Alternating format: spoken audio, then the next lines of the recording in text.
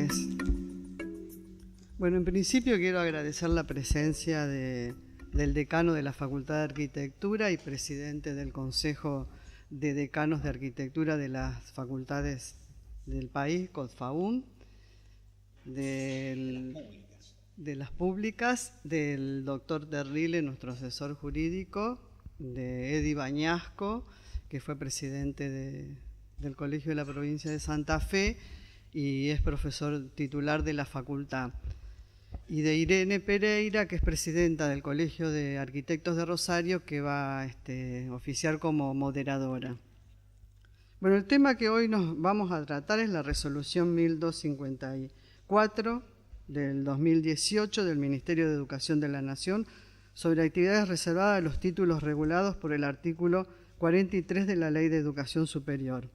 Esta resolución, que aparece en el boletín oficial del Ministerio el 16 de mayo, generó un revuelo bastante importante en las entidades profesionales y lo más llamativo en algunas universidades y facultades, donde tal grado de confusión creó en sectores de la matrícula, en este caso de arquitectos, una incertidumbre asociada a que teníamos 20 incumbencias que se redujeron a 4.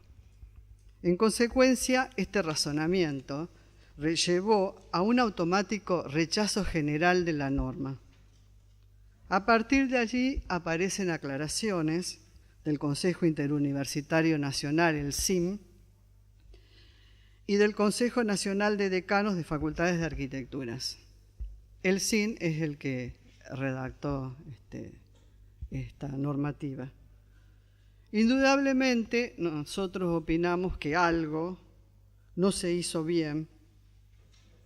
Después en el debate iremos dilucidando para generar tanto malestar y, por supuesto, como siempre, aparecieron las especulaciones políticas, los grupos políticos oportunistas, inclusive en la facultad, que demostraron una gran ignorancia y falta de responsabilidad. Nosotros pensamos que hubo falta de diálogo entre sectores de la academia y entre la academia y las entidades.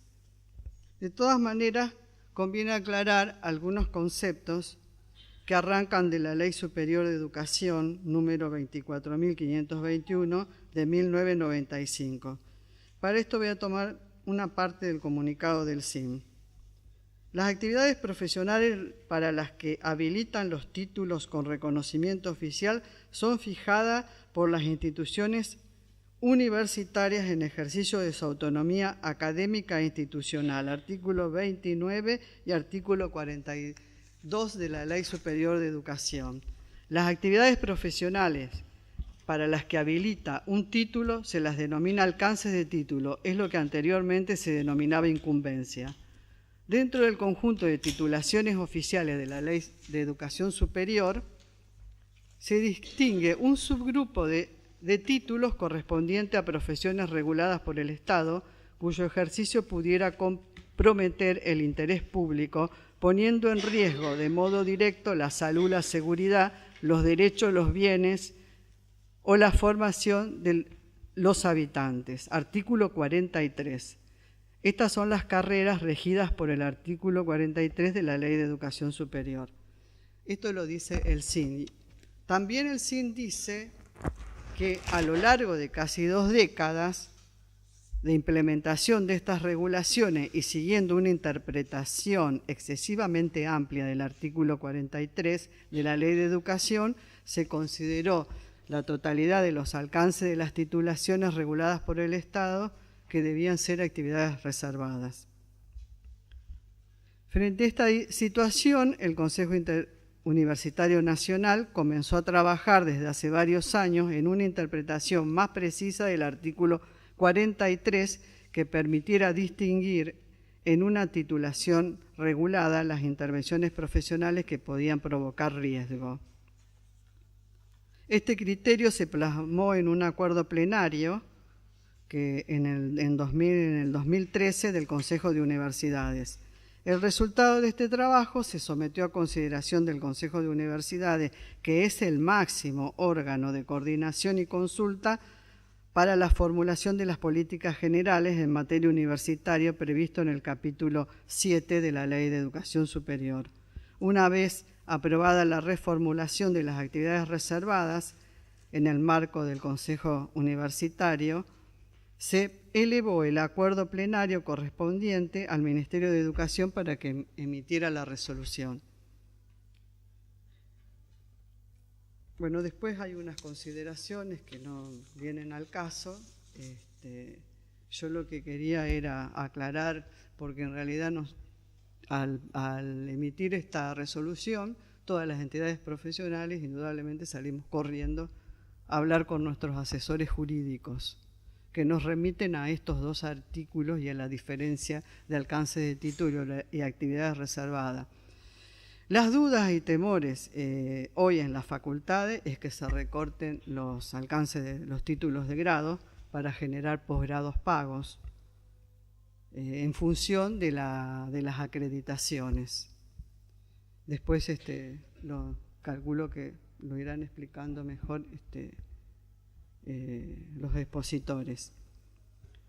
Estas 4 actividades que aparecen en la resolución, que teóricamente sintetizan la mayoría de los alcances de título que tenemos, tienen distintas interpretaciones. Hay algunos que opinan que nos han recortado varias, dentro de ellas la planificación, el urbanismo, peritajes, tasaciones.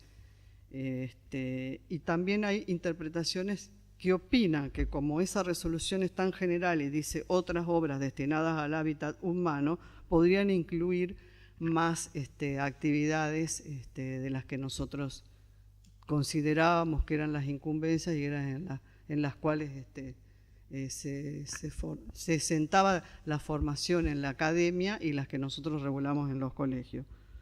Por lo tanto, del concepto positivo que podemos llegar a pensar, 20 alcances de título más actividades reservadas, hoy hay diferencias de opiniones y las reducen a esas 4, por lo cual se llega a opinar que eso nos va a recortar el trabajo y que indudablemente a futuro la facultad especial, la que nosotros llamamos la nuestra, digamos, se va a remitir a esas 4 para las acreditaciones.